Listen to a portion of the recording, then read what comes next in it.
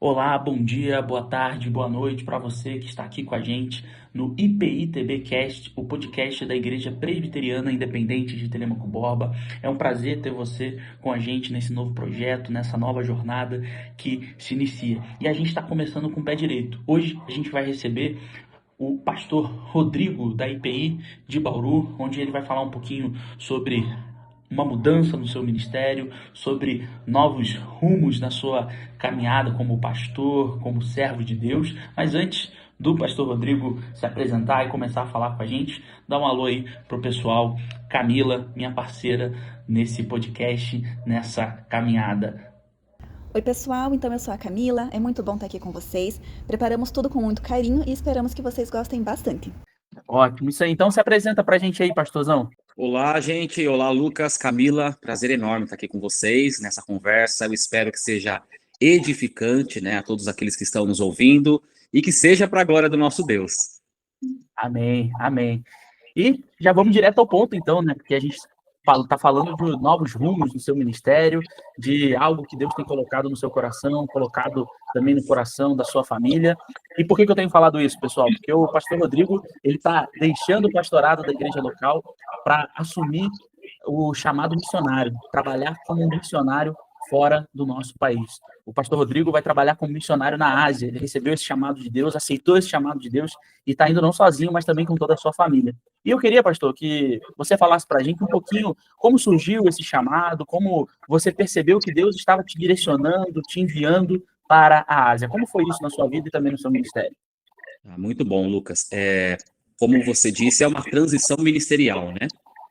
Já tenho trabalhado aqui na nossa igreja, em Bauru, como pastor, um dos pastores auxiliares, né? Mas tenho trabalhado de tempo integral aqui, na frente de alguns ministérios, mas eu e minha família estamos nos preparando para o trabalho missionário no campo, e esse campo é o continente asiático, que é um campo que carece muito do evangelho, né? Um campo enorme para ser explorado, para ser trabalhado.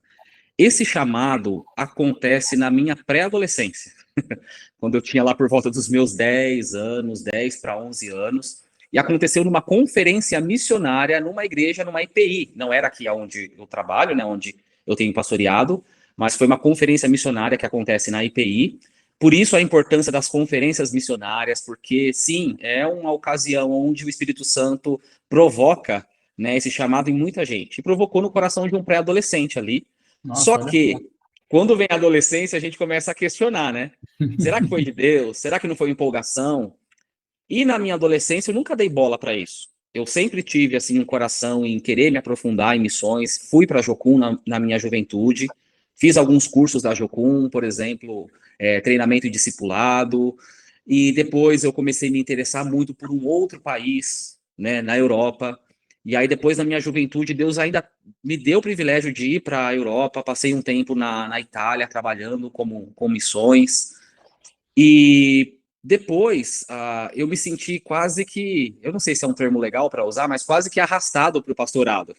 Então, eu comecei com esse interesse em missões, aí eu me senti arrastado para o pastorado e foi uma bênção. Aí entrei, seminário, tem toda aquela, né, aquela coisa, todo aquele processo longo de fazer a faculdade de teologia, depois tem a licenciatura, e aí vem a ordenação, e comecei a trabalhar aqui na nossa igreja, no pastorado, e tudo indo muito bem, pela graça e misericórdia de Deus, apesar de nós pecadores, a igreja vem crescendo, né? As coisas vêm funcionando. Que benção. Mas aí o que acontece, né? Depois já a família formada, estabilizada, o ministério na igreja, aí vem lá de trás, numa outra conferência missionária. Por que que a gente foi mexer com esse negócio de missões, de conferência missionária? Eu creio que vem da parte de Deus essa lembrança lá de trás, e aquele mesmo povo que Deus tinha colocado no coração lá atrás. E aí o bicho pegou. Vai conversar com a galera. Como é que conversa com a esposa sobre isso? Nossa, Porque, pensa bem, eu conheci minha esposa, a gente namorou, ficou noivo, nos casamos e nunca toquei nesse assunto, porque este assunto missionário, esse povo, era algo da minha infância, era coisa da minha cabeça. Só que toda vez que eu ouvia falar desse povo, o coração mexia. Mas é coisa da minha cabeça. Não tem, é muito difícil explicar, de fato, como se dá esse chamado missionário, por exemplo, agora recentemente, né? Porque eu não ouvi nenhuma voz do céu, assim, igual Deus falou com Samuel, né? Samuel, Samuel. Isso não aconteceu comigo. Mas é algo muito louco que acontece no nosso coração e que é difícil explicar. Então, assim, respondendo essa primeira pergunta, Lucas, o chamado missionário foi assim. Foi lá atrás, algo que na minha adolescência não dei muita bola, não dei muita importância, tomei um outro caminho que foi muito importante. Hoje eu entendo que o pastorado foi um momento, uma etapa muito importante, creio que Deus vai usar isso no ministério lá adiante, né? Mas o pastorado me parece que não era o ponto final dessa viagem, não era a estação final do trem, e que era apenas um meio para poder trabalhar depois com o chamado missionário. E essa é a grande questão de quando a gente é chamado por Deus, né? Porque é algo que foge ao nosso controle. Sim, Não sei se a palavra impulso é a melhor, mas é um impulso muito boa, tão forte que a gente não consegue se segurar, né? A gente não verdade. consegue ficar parado, a gente tem que fazer alguma coisa, né? Então, de fato, eu entendo, né? Não nas mesmas proporções, mas eu entendo aquilo que você está falando, pastor. Mas você, por exemplo, né, tá seguindo um caminho ministerial também, né? É verdade, E é um impulso também, verdade. porque às vezes você tem outras oportunidades lá fora e alguém pode fazer a pergunta, né? Por que o pastorado? Ou então, tem gente que escolhe, eu acho isso fantástico.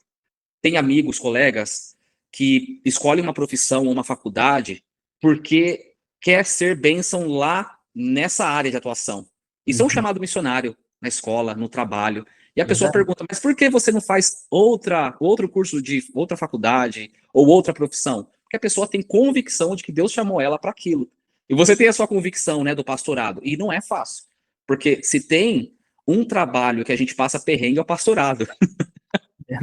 Por que isso? Tem que ser esse impulso, né, que você mencionou. Mas agora você vai viver o upgrade, né? Vai passar mais perrengue É, ainda. Não eu, contentado com o perrengue do pastorado, vai se tornar missionário ainda. eu espero que sejam assim, sejam outros problemas, né? Não sei se mais difícil. Eu tenho visto aqui na igreja local, porque a gente tem as parcerias missionárias, né? Nós conhecemos os missionários, tem os pastores. Eu vejo que são problemas diferentes. E às vezes, pastor e missionário são duas raças que batem cabeça. Verdade. Porque, basicamente, o pastor não tem muita paciência com quem é de fora, mas tem muito zelo pelas burradas do pessoal de dentro. Pelas O ovelhas, pessoal né? de dentro pisa na bola, mas o pastor vai lá, não, calma. Mas o missionário é o contrário. O missionário não tem muita paciência com quem é de dentro, mas tem um profundo amor por quem é de fora. E às vezes eles começam a bater cabeça. São problemas diferentes, né? Eu espero que não seja mais difícil, que seja diferente só. Verdade. Pastor, e conta pra gente como que foi o diálogo com a sua família, com a liderança da igreja, se teve resistência, se teve medo, qual que foi o sentimento? Poxa, Camila, essa é uma pergunta muito boa, né? Não foi fácil essa conversa. Eu digo assim que não foi fácil para minha família nuclear, né? Principalmente a minha esposa. Porque do nada, chegar para ela e falar: olha, amor, deixa eu contar uma história que eu nunca contei antes. Existe um chamado lá de trás. E a primeira coisa que eu falei para ela, para minha esposa, é: olha, existe este chamado e eu não quero que você responda para mim agora, mas eu gostaria que você orasse. Só que se você disser não, eu creio que o meu maior ministério é a família. É o ministério que vem antes da igreja local, vem antes de tudo. Se você disser não, acabou aqui e a vida segue. Agora, vai orar, porque se Deus incomodar o seu coração, aí a gente vai começar a pensar essa transição. Mas na época, eu não fazia ideia de como conhecer melhor esse povo que estava no nosso coração. Sabe, eu não tinha informação, não tinha com quem conversar. Então, assim, foi uma loucura. Hoje, olhando para trás, foi uma loucura chegar para minha esposa e propor isso, né? E ela orou. Demorou alguns meses até que ela me procurasse para dizer: olha, Deus está me chamando também. Foi desafiador conversar com a igreja, com o pastor titular. O pastor titular aqui é um amigo meu de adolescente, desde a época de adolescente. Então, chegar para ele também, explicar. Eu creio que o conselho me achou louco da cabeça, porque aqui tá tudo bem. Eu tenho certeza que eles. Mas hoje eles me apoiam, né? Foi mais fácil conversar com os meus pais e com os meus irmãos. Primeiro, porque toda a minha família é envolvida em missões. Meus pais sempre foram envolvidos em missões, meus irmãos são missionários no campo também. Mas para minha mãe e para o meu pai foi assim, foi tranquilo porque eles se lembraram daquele chamado lá de trás.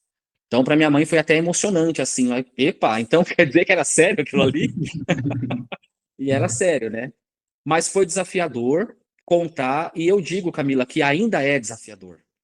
Porque, assim, às vezes, as pessoas têm o missionário quase como um herói, né? Como se fosse um crente de uma outra categoria. E não, eu tenho os meus perrengues. Quase que diariamente eu vou para Deus e pergunto, Deus, é isso mesmo? Né? E há uma linha muito fina para eu não cair na murmuração.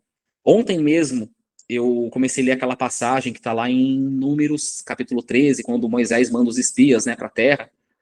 Então eu fiquei assim, opa, eu acho que às vezes eu tenho um pensamento igual aqueles espias que voltaram murmurando, né, dizendo, não, é muito difícil, lá em Canaã tem gigante. Muitos dias da semana eu tenho o coração igual aqueles espias rebeldes.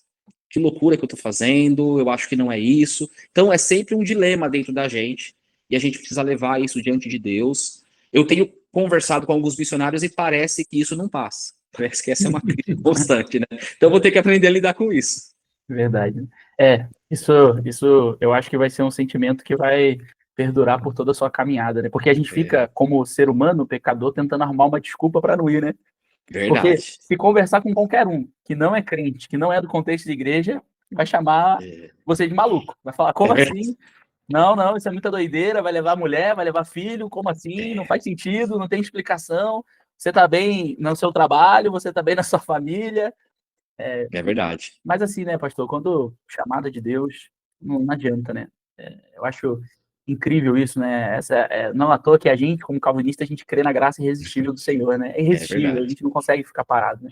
E já aproveitando, né, você falou um pouquinho também sobre essa sua experiência também de conhecer aquele povo, né? Aquelas pessoas, Uhum. porque é um chamado que brota no coração, mas a gente sabe que o chamado ele não sustenta só de emoção. O chamado exige Com também certeza. capacitação. E aí, como que tem sido, pastor, esse processo de conhecer essas pessoas, conhecer essa cultura, conhecer esse povo, conhecer a língua, aprender algo novo? Como que tem sido isso na sua vida e também na vida da sua família? Olha, eu me lembro que quando eu tive a convicção, depois do pastorado já, de que Deus estava me chamando para esse povo, estava tendo uma conferência missionária e eu procurei logo um missionário que estava por aqui, no salão social da igreja, né? Aí eu fiz essa pergunta para ele, eu falei, olha, eu vou compartilhar algo com você que eu não compartilhei nem com a minha esposa, com ninguém ainda, porque eu compartilhei esse chamado com esse missionário na expectativa de que ele me desse um balde de água fria, sabe? Que ele me desanimasse, falando, Rodrigo, larga disso, é muito difícil, mas aquele missionário me encorajou demais. E ele me deu os primeiros contatos de pessoas que também trabalham na Ásia, em missões, em outros países, mas são missionários no campo também. Então, eu não sabia muito por onde começar, eu comecei a encher, assim, as paciências dos missionários que eu tinha contato aqui da igreja, mandando mensagem, sem conhecer, sabe? E fazendo perguntas, e alguns se tornaram grandes amigos hoje. Inclusive, tem um casal de missionários que hoje atuam na África, que se tornaram, assim, nossos mentores, né? Meu e da minha esposa. Porque eles têm um chamado bem interessante, né? Não foi uma transição ministerial que esse missionário teve, mas ele já tinha, assim, a família consolidada aqui em Bauru, ele tinha empresa, era empresário, professor universitário, com as filhas, assim, pequenas, Deus chamou ele para o campo, ele largou tudo e foi. E hoje está lá na África. E quando eu digo África, ele está trabalhando com o povo tribal mesmo, assim. Largou tudo. Então, eles têm sido, assim, os nossos mentores. Então, a nossa preparação começou com esses outros missionários. E aí, os missionários têm muito contato, né? De cursos que estão acontecendo, grupos de missionários. E eu comecei a fazer parte de um grupo de pessoas que oram e pensam estratégias para esse povo da Ásia. Me senti, assim, privilegiado de participar desse grupo. Fiz alguns cursos online de missiologia com foco para esse povo. O que eu comecei a fazer aqui também é estudar o idioma, que não é fácil. Outra coisa também, estudar bem o inglês, que é o idioma que a gente precisa para qualquer lugar do mundo. Então, qual que é a minha preparação hoje? É estudo do idioma desse povo asiático, é o estudo do inglês, cursos de missiologia e mentoria. E junto a isso também tenho as conversas com a organização, ou seja, a agência missionária que vai nos dar suporte. Para você se filiar a uma agência missionária, é um longo caminho. Muitas conversas, entrevistas, eu ainda estou nesse caminho, né? Então, eu tenho me preparado dessa maneira. Pastor, em questão dessa preparação também, queria perguntar como que tem sido a preparação psicológica Também a preparação espiritual sua, da sua família, para atuar nesse contexto de risco que vocês estão indo? Sim, nossa, essa pergunta também é muito boa, porque assim, a gente faz o que pode, né? A questão psicológica, por exemplo, da gente conversar com os nossos filhos, que são crianças, né? Dessa transição para que eles se preparem. E aí tem altos e baixos, da minha esposa também tem os altos e baixos, então a gente tem sido mentoreado, até nessa área emocional, né? Com gente que já foi para o campo, voltou e pode nos instruir, mas assim, eu vou agora dizer mais sobre mim, Rodrigo. Eu tenho procurado ajuda, né? Mas a verdade nua e crua é que a gente não para muito para pensar, não. Alguém perguntou assim para um missionário que eu conheço, perguntou assim para ele, mas você pensou bem antes de você sair? E a resposta dele foi, não, porque se eu pensar eu não vou. Então é mais ou menos isso. Então a gente também não pode ser omisso, né? No sentido de que, não, Deus vai cuidar, é lógico que Deus vai cuidar. Mas, né, a gente não pode ser responsável. Então a gente tem que se preparar. E a nossa preparação, ela está sendo principalmente por conta de mentoria de missionários que já estão no campo e por meio dessa aproximação da agência missionária. Mas os detalhes, por exemplo, o mês passado, a gente já começou a se desfazer das nossas coisas aqui em Bauru. Então eu tinha a minha mini biblioteca. Eram assim, 15 anos comprando livros e lendo, sabe? Aquela biblioteca de encher os olhos, assim, com muito custo, e em 2 semanas foi tudo embora. Essa dor eu senti agora, hein? Esse daqui não são meus, tá? Mas assim, foi muito difícil, assim, psicologicamente. Então, por exemplo, agora, domingo, eu tive o privilégio de pregar na nossa igreja, de celebrar a ceia. E você olha para aquilo, eu fico me perguntando, Senhor, quando eu vou ter a oportunidade de celebrar uma ceia de novo no campo? Porque até aprender o idioma como, né, é muito, muito chão. Então, assim, psicologicamente, a gente precisa, assim, de mentoria.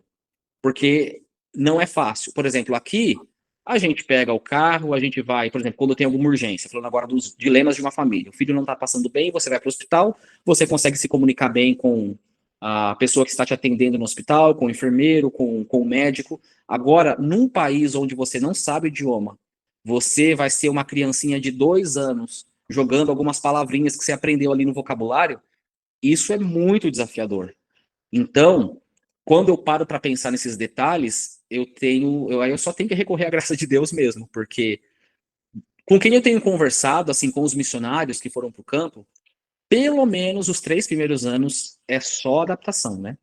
Os 3 primeiros anos é só idioma. Então, às vezes, por exemplo, as pessoas olham para o missionário indo para o campo e já imagina ele no primeiro, no segundo ano, tendo frutos, assim, né, de conversão. Não, dependendo do campo missionário, pode levar, assim, quase que uma década para isso, né? Nossa, um trabalho Então, é um a longo trabalho que tem que prazo, ter né? muita paciência, porque aqui na igreja a gente vê resultado a curto prazo. A gente pensa uma estratégia ali, vamos fazer uma programação tal, um trabalho com jovens, um trabalho com casais, dali a alguns meses você já vê o fruto. É Agora, verdade. no campo missionário, a paciência e de você se sentir, assim, inútil, né? Porque Deus sabe aquilo que ele está plantando, mas a gente não está entendendo nada, né? Então, essa preparação psicológica, né? Como a Camila perguntou, a gente está fazendo o que dá, o que pode, né? Um dia de cada vez. Vai ser necessário aprender também a lidar com as expectativas, né, pastor? Penso eu, né? Sim, Porque a gente vai com muita expectativa, né? Acredito que você deva estar com muitas expectativas no seu coração em relação ao seu trabalho, né? sim. Mas se a gente colocar as nossas expectativas e não as de Deus, a gente tende a se frustrar, né? É verdade, é verdade. Ah, que bom, é muito produtivo ouvir esses relatos, né? Não que eu vou virar missionário, acho que eu não tenho essa Quem coragem, sabe, né? mas ajuda Desperta. a gente, mas ajuda também a gente a lidar com as nossas próprias vocações, se a gente puder colocar assim, diante do Senhor, né? Às vezes a gente se sente muito solitário na caminhada. Ah, Senhor, será que só acontece comigo? Mas aí você está falando tanta coisa, né, pastor, que a gente vai se identificando no nosso dia a dia, né? Sim. Mas aí, eu queria perguntar, pastorzão, como é que tem sido lidar aí com esse sentimento de despedida? Você falou um pouquinho aí na sua fala em relação à ceia. Senhor, quando que eu vou ministrar uma ceia novamente? Mas como tem sido essa despedida com a igreja, com os amigos, com o cotidiano, com a família? Como tem sido lidar com essa despedida aí que vai acontecendo diariamente? na sua vida e também na vida da sua família? Eu penso, Lucas, que a gente só vai ter dimensão, e minha esposa, né? Talvez meus filhos também, quando a gente estiver lá. Porque nesse período de preparação, de mudança, tem acontecido muita coisa ao mesmo tempo, né? De se desfazer das coisas, sabe? Aqui na igreja tem as áreas de atuação, então eu estou transferindo para outros pastores aquilo que eu tomava conta. Então é uma roda, assim, sabe? Que não para. Então, quando eu paro para pensar, isso dói, mas eu acho que só vai cair a ficha quando a gente estiver lá, né, no campo. A gente deve fazer essa mudança ainda esse ano, ou seja, no final desse ano a gente já está lá no campo. Então é uma mudança muito rápida. Eu tenho praticamente alguns meses só aqui no Brasil. Então, assim, com relação à igreja, ministério, eu acho que eu vou sentir mais lá. Mas eu já tenho alguns vislumbres, assim, sabe? Algumas coisas vão acontecendo dentro do nosso coração. Mas eu quero abrir meu coração aqui, abrir meu coração no que diz respeito à mudança, a essa despedida da família. Isso pega. Isso pega, assim, o que tem acontecido? Faz um mês, pouco mais de um mês, aprove a Deus recolher meu pai. Então, meu pai partiu há mais ou menos um mês. A impressão que eu tinha antes da partida do meu pai é que eu estava tranquilo na despedida da família, meus irmãos, sogro, sogra, os amigos, mas quando aconteceu isso, né, e parece que muda, assim, a chavinha. Aí parece, opa, peraí, se Deus quis levá-lo agora, então pode ser que durante esse tempo lá no campo, outras pessoas também se vão. Então a gente começa a pesar mais isso, né? Mas eu me lembro eu tenho que recorrer àquelas passagens, né, que Jesus diz que aquele que não ama a ele, a Jesus, mais do que pai, mãe, irmãos, irmãs, não é digno de mim. Então, uma coisa é não rejeitá-los, né? Não é questão de desprezar a família e amigos, mas ainda a obediência ao chamado de Deus tem que estar lá, tem que estar acima, né? Mas isso também não significa que a gente não se importe, que isso não venha tristeza ao nosso coração. Então, é muito difícil lidar com essa despedida, mas assim, eu falo que é difícil, mas porque eu estou imaginando que é difícil. Mas eu creio que quando a gente estiver lá, a gente vai precisar da graça de Deus. O que conforta a gente? Eu tenho conversado com alguns missionários que passaram por isso, né? O que todos eles recomendam. Todos eles dizem assim: tenha o maior número de pessoas possível na retaguarda em oração. Então é isso. São as parcerias de oração. De você poder receber, às vezes, uma mensagem, outra de um irmão, olha, estou orando por você. Isso traz conforto, de você saber que você não está sozinho, porque fisicamente você está sozinho. Até a gente criar a nossa rede de apoio ali, ter as nossas amizades, vai um tempo. Mas ter pessoas que estão orando por nós aqui ajudar a aliviar, né, essa dor da despedida. Pastor, a gente está caminhando já para o nosso encerramento. Se tem algum recado, alguma mensagem que você diria às pessoas que estão nos ouvindo e que sentem um chamado, mas que têm um receio de dar um primeiro passo, tem alguma coisa que você diria para essas pessoas? Olha, eu não sei se eu tenho muita moral para dizer não, viu, Camila? Porque no começo eu duvidei muito do meu chamado, né? No começo, quando eu recebi o chamado, mas o que eu penso é o seguinte, né? Para aqueles que estão nos ouvindo e talvez já veio ao coração algum povo ou algum trabalho. Por exemplo, aqui na nossa igreja local, nós temos algumas frentes missionárias dentro da nossa cidade. Então tem gente que é chamado para trabalhar com órfãos, tem gente que é chamado para trabalhar numa creche com crianças ou com idosos, ou numa área, numa profissão. Eu creio que o primeiro passo que a gente tem que fazer é começar a orar por esse povo ou por esse público que Deus coloca no nosso coração. E orar especificamente por esse público e perguntar para Deus, além de orar, o que mais eu posso fazer? Né? E eu creio que esse é um passo fundamental. E também começar a procurar informações a respeito desse público. Como que eu posso trabalhar com ele? Se for um caso parecido com o meu, por exemplo, algum povo em algum continente, né, algum lugar fora do Brasil, eu recomendo começar a orar por esse povo e a começar a buscar informações acerca desse povo. Para falar a verdade, embora eu sinto que Deus me direcionou para orar e para trabalhar com esse povo, eu creio que Deus vai abençoar qualquer trabalho, ainda que seja da sua cabeça, se for um trabalho missionário. Tem duas coisas que eu acredito que a gente não precisa ficar perguntando para Deus se ele vai abençoar, né?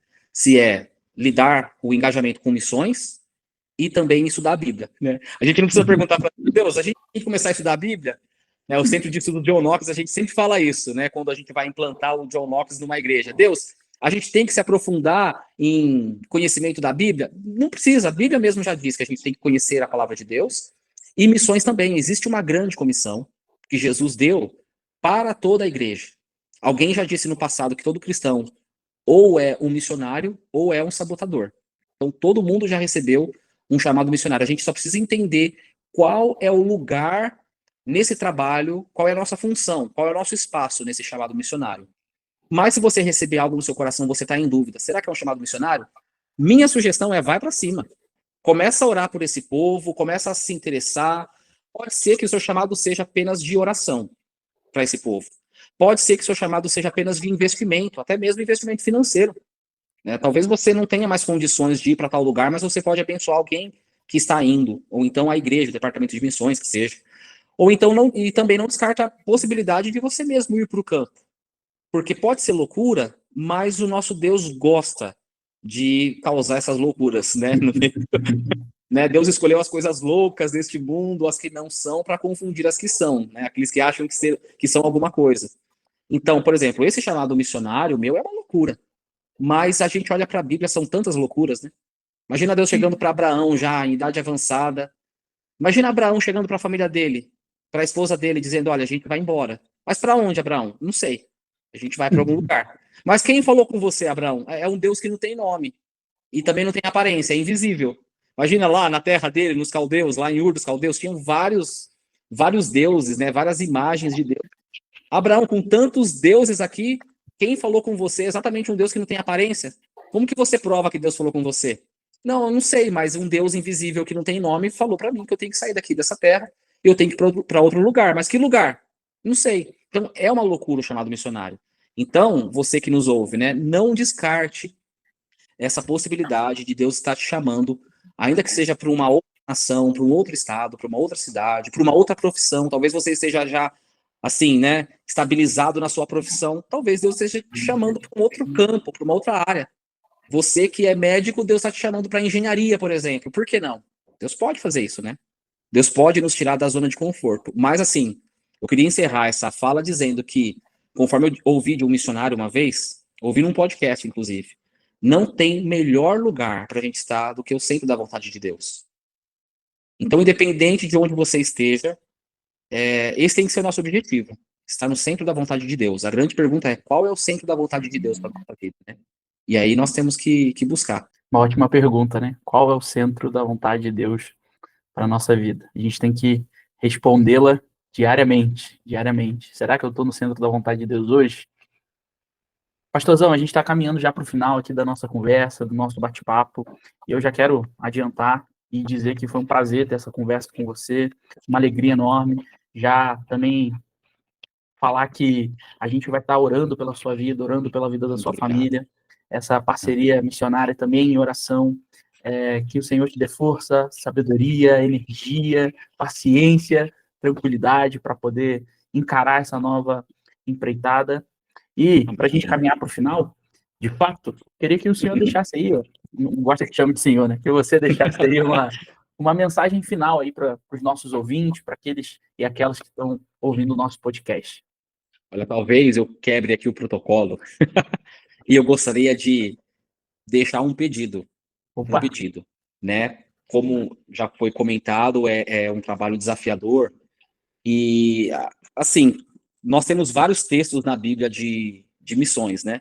Mas tem um especial que me chama a atenção, que é um texto tão simples, um versículo.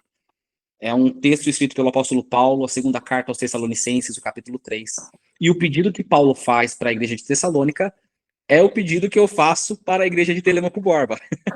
E é o texto que diz assim: finalmente, irmãos, orem por nós, para que a palavra do Senhor se propague e seja glorificada como aconteceu entre vocês. Eu creio que a palavra do Senhor está sendo propagada na igreja de Telêmaco Borba, mas agora essa palavra precisa ser propagada em outros lugares onde o evangelho ainda não chegou. Então nós precisamos da oração. Então essa palavra final que eu tenho para compartilhar é: ore por nós, ore pelo nosso ministério, e não somente a esse ministério aqui, mas outros missionários que estão no campo, né? Com certeza os irmãos que estão ouvindo conhecem outros missionários em outros lugares, ou até mesmo na cidade de Telemaco Borba. Nós precisamos orar como igreja para que a palavra do Senhor chegue e alcance todos os lugares. Então, este é meu pedido, viu, Lucas e Camila? Ótimo, ótimo, ótimo. Que bom. E saiba que a gente vai tentar atender esse pedido. Eu tenho certeza que aqueles e aquelas que estão ouvindo a gente também. Quero agradecer, viu, Lucas? Não, muito desculpa, até obrigada, Camila. pastor, pela tua coragem, pela tua transparência. Que Deus proteja, que Ele continue usando você e a sua família de maneira Amém. poderosa. E a gente vai estar aqui em oração, ajudando, né, na parte missionária, nesse sentido de estar orando por você, pela tua família, Amém. pedindo para que Deus esteja guardando cada um de vocês. Amém. Eu quero agradecer demais também essa oportunidade, né? Essa conversa muito agradável, muito edificante. Muito obrigado por poder fazer parte disso. E é isso. Quem nos acompanhou até aqui, você que curtiu esse bate-papo, não deixe de compartilhar, não deixe de divulgar, não deixe também de se inscrever no nosso canal no YouTube, também nas outras plataformas que nós temos aí, nos acompanhar nas redes sociais e ser esse canal de bênção, não somente na vida da nossa igreja, mas também na vida aí do nosso pastor Rodrigo, que você esteja orando pela vida dele. Valeu, gente. Um abração, Deus abençoe e até mais nos nossos próximos episódios. Valeu!